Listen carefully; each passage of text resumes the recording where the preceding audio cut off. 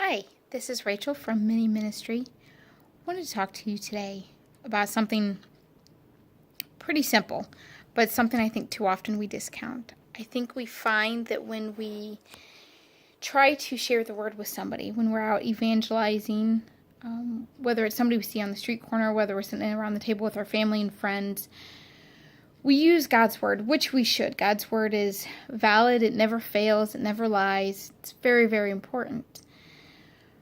But sometimes we overshare the gospel. I find that I have a good friend of mine in Kansas City he's a phenomenal guy, loves the Lord like you wouldn't believe. But sometimes he can actually overshare what he's trying to get across. He's trying to tell these people about the Lord, and he almost overdoes it that his point gets lost. Now, he's very effective, great man of God, has a great heart for it. But if your meaning gets lost, people feel almost like you're selling them on something. You're not trying to sell them the gospel. You're trying to share the gospel. But I want to put 2 cents out for you. That not only should you be sharing the gospel, I think you need to be sharing yourself. Share your story. Share what God has done in your own life. Because maybe for the person you're talking to, the most powerful thing is not what happened 2,000 years ago, even though the cross is highly powerful. Maybe for what that person, what they need is to hear what God's done for you, because you are in front of them. They can see and hear and touch and smell.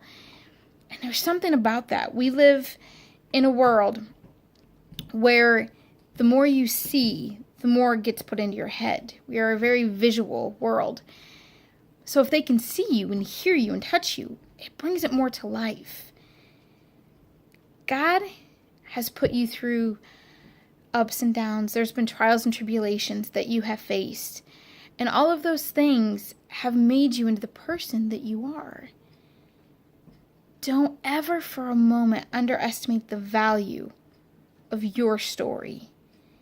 God has given you the story for a very valid reason. My story, though I'm not going to share it with you today because it's a little time consuming. My story is something I never thought was really important. I thought, I'm sure no one cares kind of a thought.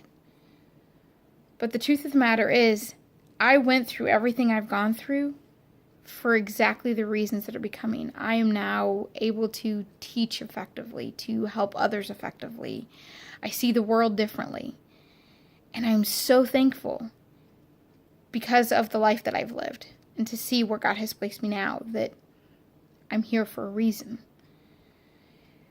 The book of Esther tells us that when Esther was concerned about going to the king and whether or not what she should do for her people, Mordecai so wisely in his messenger says, perhaps you were made for such a time as this.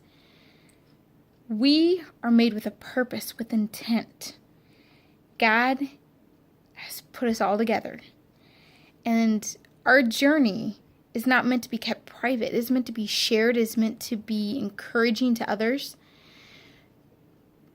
If you've never shared your story, if you've never really sat and thought of how you met God, about the journey God has taken you on, the hand of God that you've seen in your life, I want to challenge you to go find a quiet place, take a pen and a piece of paper, and I want you to write it down. And get it all out there and become familiar with your story, because that's what's going to help you speak it to others.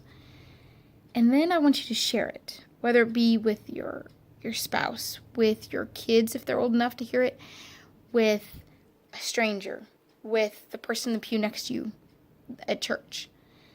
Go share your story, because not only is a story that is meant to be shared, it will empower you like you wouldn't believe. Because we all need those reminders that God is right there with us. We all need to have those refreshers. And there is no better refresher than your own story. Don't shy away from sharing the gospel, and don't shy away from sharing your story. Because your story just might be what someone needs to hear to see God.